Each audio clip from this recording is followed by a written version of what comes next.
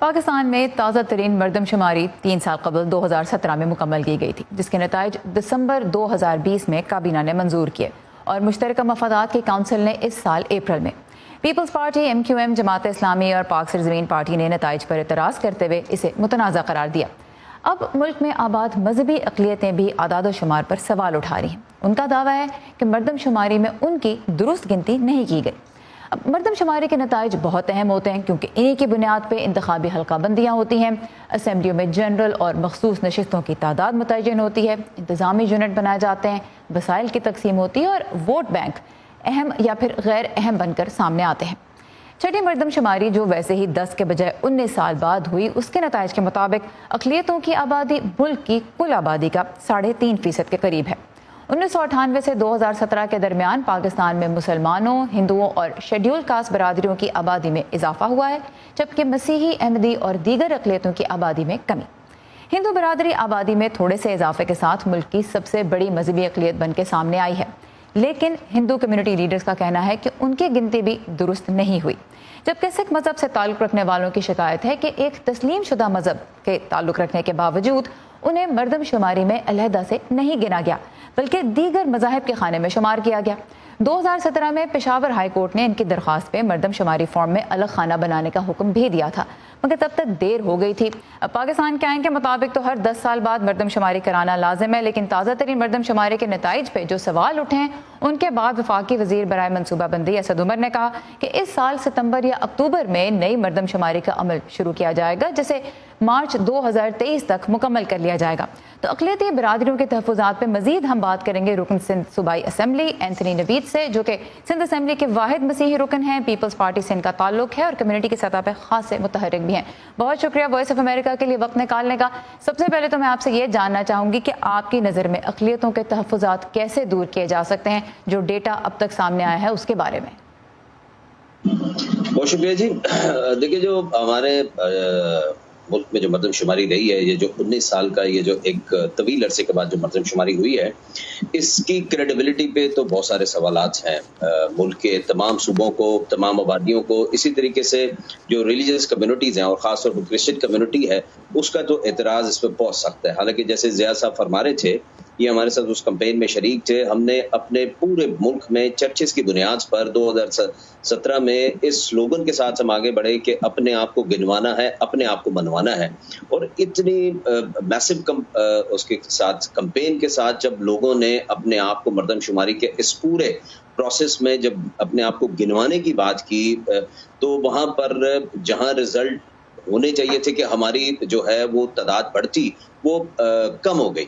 تو ظاہر ہے کہ نیشنل الیکشن پلان میں لکھا ہے، چوتھا پوائنٹ نیشنل الیکشن پلان کا یہ بنا ہے کہ جی ہم نے منورٹیز کو پروٹیکٹ کرنا ہے، لیکن اس نتائج کے بعد تو ہمیں پروٹیکٹ نہیں، منورٹیز کو ڈسپیئر کرنے کی طرف ہم جا رہے ہیں۔ میں بحیثیت کرسچن، میرا اس پہ بالکل مطالبہ ہے کہ اس مردم شماری میں جس طریقے سے مجرمانہ طور پر کرسچن کمیونٹی کو کم کر کے پیش کیا گیا ہے، اس کے اسباب کی تحقیق ہونی چاہیے اور اس کے جو ذمہ داران ہیں ان کو سامنے لانا چاہیے۔ اچھا جی، مجھے بتائیے، جیسے آپ نے بھی ذکر کیا اور ضیاء نے بھی ہمیں بتایا کہ ایک بڑی ایک کیمپین چلائی گئی تھی کرسچن کمیونٹی کی جانب سے کہ کس طرح سے اپنی کاؤنٹنگ جو ہے وہ کروانی ہے، جو یہ نہیں ہو سکا، اور مختلف کمیونٹیز بھی یہی شکایت کر رہی ہیں کہ صحیح طرح سے ڈیٹا نہیں کلیکٹ کیا گیا۔ اقلیتی کمیونٹیز کے جو لیڈرز ہیں، آپ کی نظر میں وہ خود شعور اور آگاہی پھیلانے میں کتنا مؤثر کردار ادا کر پا رہے ہیں؟ دیکھیں، ہم بالکل اس سینسس کو بالکل قبول نہیں کر رہے اور نہ ہم اس کو قبول کریں گے، اس لیے کہ دیکھیں بنیادی چیز یہ جو نومیریکل وہ فگرز جو سامنے لائی جاتی ہیں سینسس کی، اس کی بنیاد یہ ہوتی ہے کہ آپ کا گروتھ ریٹ ہے کیا۔ اور دوسری بات میں آپ سے یہ عرض کرنا چاہتا ہوں کہ جو سوشو اکنومیکل حالات ہیں یہاں پر ریلیجس مینورٹیز کے، اسپیشلی کرسچن کمیونٹی کی اگر ہم بات کریں، تو یہاں پر آپ دیکھیں ان سینسس کو اگر آپ تھوڑا سا اسٹڈی کریں تو ہمارے گروتھ ریٹ کو ہی کم کر دیا گیا ہے اور اس بنیاد پر اس کو جو ہے وہ کم کرنے کی کوشش کی ہے۔ اچھا، یہ مجھے بتائیے، ٹھیک ہے، اب میں یہ آپ سے جاننا چاہوں گی کہ اب بات ہو رہی ہے کہ ایک نئی مردم شماری ہوگی اور وہ اسی سال اس کا آغاز ہو سکتا ہے ستمبر یا اکتوبر میں ہو جائے۔ کیا آپ کی نظر میں ہونا چاہیے کہ جو پہلے غلطیاں ہوئی ہیں وہ دہرائی نہ جائیں، اور کیا اگر اب سے کچھ مہینوں بعد ہی یہ عمل پھر سے شروع ہو جاتا ہے تو اتنی تیاری ہوئی بھی ہے کہ یہ ایک نیا سینسس کا آغاز کیا جا سکے؟ دیکھیں، سینسس کا آغاز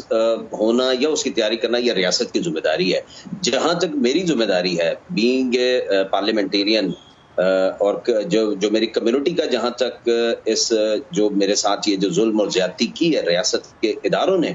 تو ہمارے پاس ایک بہترین نیٹ ورک ہے جو ہمارے چرچز کا ہے. ہم نے جس طریقے سے پہلے بڑی بھرپور مہم چلائی تھی، لوگوں کو آگاہی دی تھی، ہم آج بھی تیار ہیں وی آر گیئرڈ اپ کہ ہم جو ہے وہ اس کی آگاہی کے لیے ایک منظم مہم چلائیں گے. لیکن اصل چیز جو یہ ہے، بنیادی ضرورت جو یہ ہے کہ جو سٹاف ہو اس کی منٹیلٹی ایسی نہیں ہونی چاہیے کہ جو نفرت کی بنیاد پر ہو اور جو کہیں پر مذہبی حوالے سے ان علاقوں میں جانا ہی پسند نہ کرے جہاں پر جو ہے مذہبی اقلیتیں رہتی ہیں اور خاص طور پر کرسچنز رہتے ہیں. دیکھیں، کرسچنز کی ایک بڑی تعداد پنجاب میں رہتی ہے. جس طریقے سے ہمارے ہندو بھائی سندھ میں آباد ہیں، اسی طریقے پنجاب میں بڑی آبادی جو ہے وہ وہاں پر بستی ہے. اور میں آپ کو انٹرسٹنگلی، اگر آپ مجھے ایک سیکنڈ دیں تو میں آپ کو بتاؤں کہ بہت کم وقت رہ گیا ہے.